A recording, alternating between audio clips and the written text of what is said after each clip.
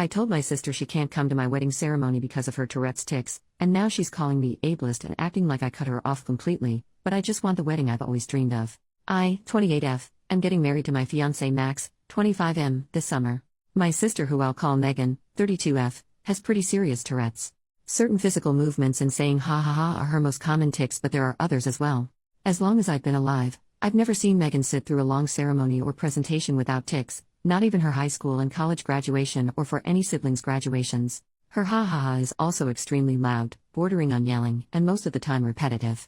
I have involved and invited Megan to every aspect of the wedding, the rehearsal dinner, the bachelorette party, and the reception, except for the actual ceremony. My fiancé and I are writing our own vows, and I just want to hear him say them without interruption. The ceremony is fairly long, and I seriously doubt Megan's ability to go that long without ticking. She has said that holding back tics is like holding back a sneeze, only 1,000 times more difficult. The only options I see for her going into the ceremony are 1. Letting the tics go on as normal and be scrutinized by Max's side of the family who hasn't met her yet, or 2. Trying to suppress them the whole time. Either way, it would be a miserable experience for her. I have explained Megan's situation to guests who were unaware, but in Max's family there are several young children and elderly people that I doubt will have tact. Megan was heartbroken when I told her I didn't want her at the ceremony. I explained my reasoning to her about how the ceremony wouldn't be fun for her either way, but she didn't want to hear it. She admitted that she will likely tic when we're reading our vows, but insisted we can just pause and carry on or speak over it. I know this is selfish, but I don't want Max to pause or speak over someone. I want him to read his vows just as he wrote them. Megan has accused me of being mean, ableist, and a bridezilla. My dad is on my side, my mom is on Megan's side, and my other sister, 24F, agrees with me but thinks I should let her come anyway. Max supports whatever I decide but says he hopes this doesn't fracture our sister relationship. So, am I really in the wrong for this? Edit: the kids I'm mentioning went to Max's cousin's wedding last year and were very well behaved, even though their ceremony was longer than what we're planning ours to be, so that's why I'm fine with them. I don't know if this helps, but I am also autistic and have severe struggles when my routines are interrupted or when things don't happen how I planned them. I have often been accused of being a control freak, 2 type A, etc. Maybe this is just me letting my controlling personality get in the way. Edit number 2. I'd like to clarify my biggest issue isn't the verbal interruptions, which would greatly upset me anyway, but potential harm for Megan and other guests. There is a non-zero chance she could injure herself or others. This is the actual crux of the issue. I could potentially handle verbal interruptions, although they would make me incredibly unhappy and uncomfortable, but I don't think I can deal having to stop the wedding because someone has been hurt.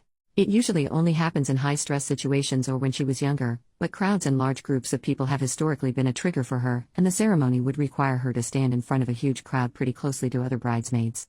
It's happened only a few times in the past year, which should make me feel confident, but I feel like the anxiety has just been growing and growing, and I don't know how to stop it other than making sure there is a 0% chance it could happen. Even though she said she could deal, she has a history of either underestimating or minimizing how bad her tics would be. She said she could handle her stressors and manage them but whacked me in the face at a funeral a couple years ago. She says she can handle the wedding, and I'm truly sorry if this is ableist, but I simply don't believe or trust her anymore. She is either not being truthful with me or herself about how bad the tics can get. Sorry for so many edits. But I did not mean to communicate that I was ashamed of Megan or cared if Max's family did not approve of her. If that was true, I wouldn't have her at any parts of the wedding since those family members will also be there. Based on her previous reactions to similar situations, I assumed that kids staring would upset her, not me. Stress is a trigger for her. But people in the thread were right about how it wasn't my place to assume and dictate how she would feel, and I messed up on that part. It's hard to balance when Megan does have a history of downplaying or underestimating how bad things could get. Minor update: I called my dad to double check, but there is a nursery room in the church where people can watch what's happening in the church live on a TV inside. I hadn't known about it because it wasn't there when I was a kid, but it will definitely be on my list of proposed compromises when I speak with Megan. I want to address some frequently asked questions. Why didn't you suggest a compromise, such as Skyping? I genuinely did not think of them. I struggle with rigid thinking, and often categorize things as an absolute yes and no without thinking of any options in between. The suggestions for compromise have been very helpful, and I will bring them up to Megan. How would you feel if you were disinvited because of your autism? If the reasoning was sound, such as they believe the environment would lead me to have a meltdown, then I would understand. What if your child has Tourette's? How would you feel if they were excluded? Since Tourette's, as many of you have pointed out, is genetic, Max and I have thoroughly discussed how we would raise them. We will always demand reasonable accommodations from school and the workplace, but we will not insist they be involved in every single activity that kids without Tourette's can do. If we had a child that was in a wheelchair, we would not insist they be put on the track field alongside able-bodied kids to see if they can will a 400-meter faster than they could run it. We would find an organization that caters to children in wheelchairs and specializes in helping them be active. Our hypothetical child will understand that they can't participate in everything the other kids can, but we will always provide alternatives and they will never be made to feel less than because of it. Why can't you just say your vows in private? I don't want to. That's literally it. I feel pretty justified in all my other plans regarding Megan, but this is simply a selfish desire rooted in nothing but Max and me's feelings. The thought of doing vows in private makes me unhappy, the thought of doing it in front of everyone makes me happy. You can call me the jerk for that if you wish. Why doesn't your family consider that her tics particularly distress you because of your own disability, autism? It has never been taken very seriously by my family because it pales in comparison to Megan. If one child is drowning and the other one is just barely treading water, you go to the drowning child first. Why are you marrying into Max's family if they will be ableist to Megan? They have never been ableist to Megan. When I say I worry about their behavior, I specifically mean younger children and elderly people who aren't mentally there being able to stop themselves from staring. Why do you care what Max's family thinks? I don't. I don't know how else to communicate that. It's not just that Max's family staring upsets me. The real issue is that when they stare, it upsets Megan, which stresses her out and increases the likelihood of her titching. That stress can trigger a violent tic, putting her at risk of harming herself or others. There is also selfish option 2, where it causes a verbal tic and the consequence is just me being upset. If the kids are well behaved at the other wedding you mentioned, why can't they be told by their parents on how to behave at this one? And now we come to the FAQ that renders the 2 previous ones completely irrelevant. You were right, I was wrong. I was catastrophizing. I don't care if that's not a word. Several people have pointed out that beyond their parents' ability to instruct them, they may have disabled people in their class or their lives they see often. I was projecting my own personal experiences because children rarely, if ever, don't stare at Megan when she is titching. However, I honestly realize that there's a big difference between a kid who has been prepared from conversations from their parents and know what to expect, versus kids who see some random lady yelling in the supermarket and their mom snaps at them to stop staring. In my mind, all kids were the same. I would also like to clarify that I'm upset about her verbal tics because they affect me. I'm sensitive to loud and unexpected noises, which is exactly what her tics are. Most of the time I push down my negative reactions, but if it was just us alone in the room I would still be distressed by her tics. What are her violent tics? The 3 main ones I know of are the elbow, stomping, and flailing her arm. Stomping and flailing her arm are just normal motor tics that people are sometimes caught in the crossfire of. With the elbow, she's explained she must elbow someone or something. Most of the time it's just the wall or whatever chair or couch she's sitting on, but sometimes it's a person. The elbow is also dangerous because it comes on very suddenly and is hard to hold back. The most recent elbow victim was the couch at my parents' house. The last human victim was my dad at Thanksgiving. No offense to him, but he has a decent layer of fat insulating him, so he was fine. Update: the next day, all 3 girls are moved out the house. Max and I have an apartment in a big city that will remain unnamed for privacy reasons, and my youngest sister, 24F, I will call her Mia, is in law school at a university that will also remain unnamed. We're both in relatively drivable distances from our hometown, where Megan and our parents live. It's a small town where everyone knows everyone type of deal, and Megan attended a community college where she was already known by the professors and student body. While Megan lives on her own, she is very reliant on our parents. She has never even attempted to get a driver's license because of the possibility a tic could cause her to swerve, reasonable in my opinion, so my mom drives her to and from work every day. This is not me looking down on Megan in any way for not attending a 4-year big name like Mia and I, or for needing extra help from our parents, because she does need it. This is to explain that Megan and my parents, particularly my mom, are very close. In my opinion, my mom does things for Megan, mostly interpersonal conflicts, that I think she can handle on her own. Megan rarely communicates directly with Mia and I. Instead, our mom usually calls us and says Megan wants X or Megan mentioned she felt Y. Our fight about the wedding was one of the few real discussions we've had without mom mediating. So the first person I actually called was my mom and not Megan. I told her that Megan and I are both grown adults who are capable of handling ourselves. I said I will not take anything into consideration other than what comes directly from Megan's mouth. If mom tells me Megan is upset, I will disregard it. I got pretty frustrated when she steamrolled over my request and threw in her face that I'm the one paying for the wedding, not her and dad, which I regretted. I said I'm willing to work something out with Megan, but if they refuse to communicate or try to disrupt our conversation, all 3 of them will be disinvited. I reminded her Megan was an adult and hung up. I won't copy and paste the exact text I sent Megan, but here are the main points. 1. It was not my intention to hurt you, and I'm sorry. Please let me explain. 2. I want to talk, not text. Things are too easily misconstrued. 3. Your verbal tics have never been a problem for me. I didn't mean to make you feel ashamed of them. I don't want you to feel like we can't talk. The wedding ceremony is a one-time thing I can explain if you call me. 4. Mom and dad are not present in the room when she calls me. I have already called mom and told her to stay out of my business. I want to talk to her alone, and breaking my trust on this will have serious consequences. 5. A list of 2-hour blocks in the next 3 days I'm available to have a conversation. And 6. I love you. She responded picking one of the times tomorrow and nothing more, but I'm hopeful we can work this out. Second update, one more day later, I called Megan this morning. I'll summarize our conversation, excluding any verbal tics.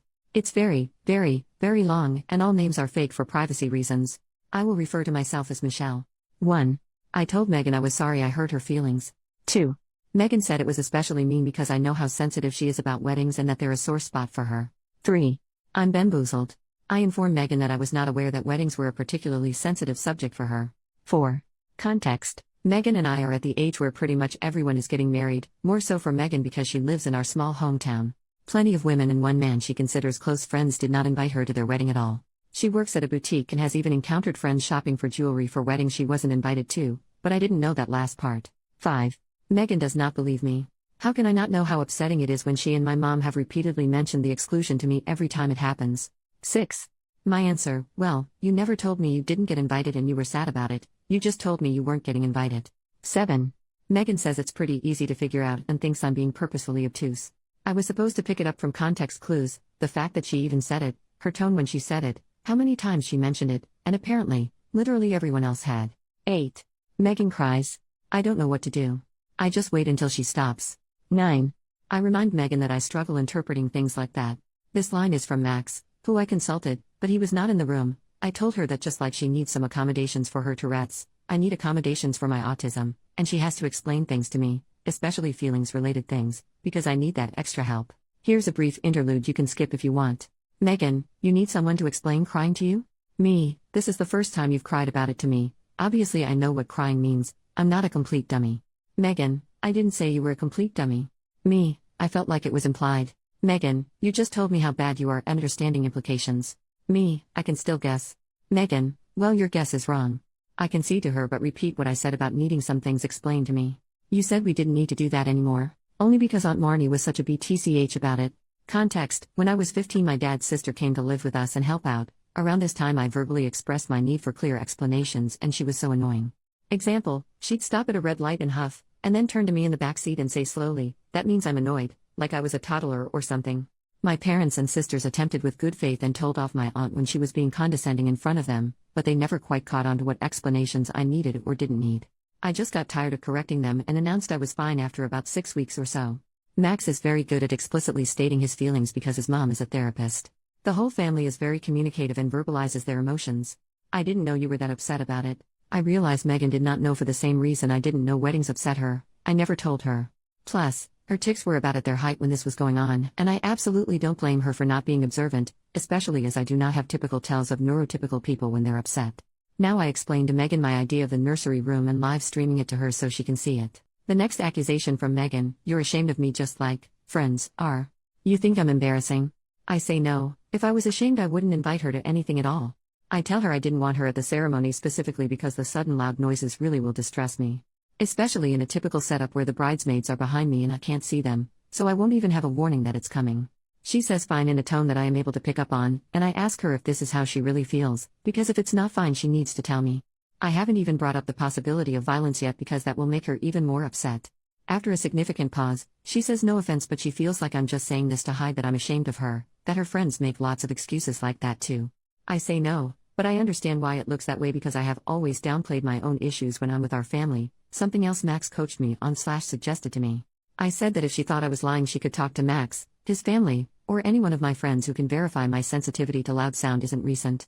She says fine in a way that I interpreted as being more mollified, and then I said I'm worried about her violent tics. She seems more understanding but insists she can handle it. I try to gentle my voice as much as possible, but explain that anything above a 0% chance is unacceptable for me. She says it's not that bad, but her tone of voice and inflection is different. I interpret from this that she might actually agree with me but is not ready to admit it yet or doesn't believe what she's saying. I remind her that all of our family are historically bigger and that she works out a lot, which I admire her for. None of the family members really get hurt when she elbows because we're all around her size, but she has to be reminded that she's a 5 feet 10 inches muscular woman. I reiterate this and bring up one of my bridesmaids as an example. Direct quote, all of the other, our last names, would be fine but Mary is 5 feet 0 inches and 115 soaking wet. If you elbowed, she would go the heck down and I don't think she would get up. She laughs a little uncomfortably, but I'm not joking. I remind her of Nana's funeral where she said she would be fine and then ended up smacking me in the face. I said I know Tourette's can be unpredictable, but she's had 32 years to figure out her limits. I remind her that she has consistently misled me about how bad things will be. She swears this time it will actually be fine, that she knows herself better than I do, and it's condescending to assume that she's lying. She also reminds me Nana's funeral was years ago, saying she's improved, and I remind her that the last elbowing incident was months ago. I give up at this point. I'm so tired of her lying. She knows she's lying, I know she's lying, and she knows I know. I say fine. You can be in the ceremony if you say you can. But if you hurt someone during the ceremony, you will have to leave immediately. You will be disinvited from the reception. If they sue you, I will not help financially or help you find a lawyer. And I will cut you off completely and not speak to you anymore. You will not get to meet your nieces and nephews, ever. If you're truly willing to risk all that, then you must be truly confident, and I trust you. Otherwise, the nursery room is always open and you can watch on the TV. She doesn't answer me, but starts crying and says, how can I do this to her? This is the only way she'll ever be in a wedding in any way. No one else wants her but her own family should. It's not fair, and she just wants for one time in her life to be in a wedding. This is a lot of information to process for me, so I just kind of pick out one piece and blurt it out before I can process the rest as a whole. Why don't you think you'll get married? She says, are you delusional? Nobody would ever want to marry me. I know this is really insensitive, but I wasn't trying to be mean. It was just my first reaction, I didn't think over it. I just said flatly, Megan, you're being really stupid. This seems to shock her into silence. I continued, you're very smart, you're very pretty, you work out, and you're a good person. There are lots of people out there you haven't met yet that could be a great match, maybe even someone who has Tourette's too, so writing yourself off and preemptively giving up is incredibly dumb. She sighs and says, you don't get it. I say yes I do, that I never thought someone would understand me until I met Max. I tell her that she's stayed in our hometown her whole life, and there's a reason I didn't marry anyone from there. I did something off script, which surprised me, but I said I know she doesn't like big crowds, but she should come to city with me and Max, or just me. I said she should try and meet new people. She seemed taken aback and almost horrified by the thought, so I said something was probably offensive, sorry, and said, there's an 80% chance a homeless tweaker will be doing something way more disruptive than you at any given time. She got really quiet and didn't say anything, so I reiterated my points. I'm not ashamed of the tics in and of themselves, I'm worried about potential harm they could cause. The motor tics are self-explanatory, and the vocal tics will distress me and make me uncomfortable. If she wants to bet our entire relationship on her confidence that she won't motor tic and hurt someone, she can be my guest, but I'm done. She starts begging me. Why can't I get a bigger venue so the bridesmaids have more room, and place an inanimate object near in case she gets the elbowing tic? Or why did I pick so many bridesmaids when I knew she would be one and she would be crowded? Why can't I just say my vows in private? Why can't I just ignore her when she tics? Why? Finally, she said she felt like I didn't take her needs into consideration and planned the wedding without thinking about her at all. I snapped. I said, of course I didn't think of you, it's my freaking wedding. Mine. I have spent my entire life thinking of you and how things might affect you and what you need instead of what I do. I moved this far away so I could stop thinking about you. You got everything. You got mom and dad's attention, all the sympathy, all the money went towards your treatments. I didn't get to see a therapist, just drive you to and from your appointments. When I was 9, you slammed a car door on my hand because of your tics and broke my finger. Do you remember that? Mom and dad were more concerned about me reassuring you I didn't blame you than my broken bone. Everything is about you and your feelings. Oh, Megan is titching too much to pack her backpack, you get it, Michelle. I know she threw a vase at your head during a rage fit, but Michelle, imagine how bad she feels. Megan sitting alone at lunch again, be a good sister and abandon your friends to sit with her. And now I can't even have my own wedding without making it about you? Fuck off. Megan was silent and then hung up. Something else that was brought up in the comments that has now been resolved. Yes, Max has feelings about my family dynamic but always allowed me to dictate it, both because he knows I like control and because he doesn't have much experience with disabilities. 95% of things, we offer feedback to the other if we think they need it, seek advice, discuss, etc. But for my family, he never really said anything except a variation of I support your decision. He said he would like to have input, especially as they will soon be his family as well and, hopefully, interacting with our future children. I can get annoyed because his mom's a therapist and uses therapy speak pretty regularly and it's been passed on to both her kids. Secretly, I think he thinks he's sort of an honorary therapist because he was raised by one and got treated by another. Earlier in our relationship when I was accepting his advice for family matters, he would say things like you seem to have an avoidant attachment style, probably from being ignored by your parents in childhood. I told him in no uncertain terms I did not care to be psychoanalyzed and that was that.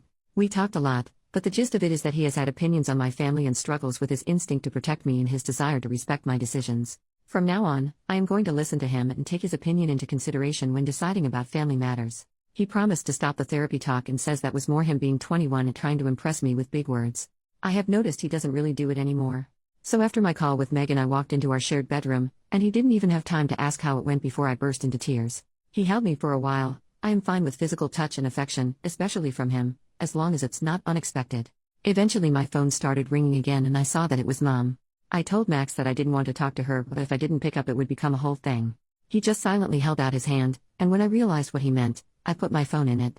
The conversation wasn't on speaker and I didn't really care enough to try and listen to what she said, and for the most part I don't remember what he said after telling my mom I couldn't come to the phone, just the beginning.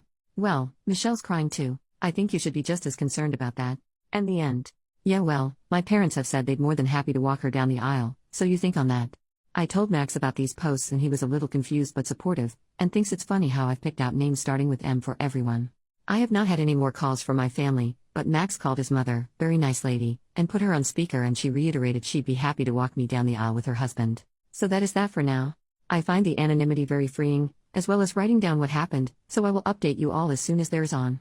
Third update, 3 days later, an update and goodbye. Max and I have officially disinvited Megan and my parents from my wedding.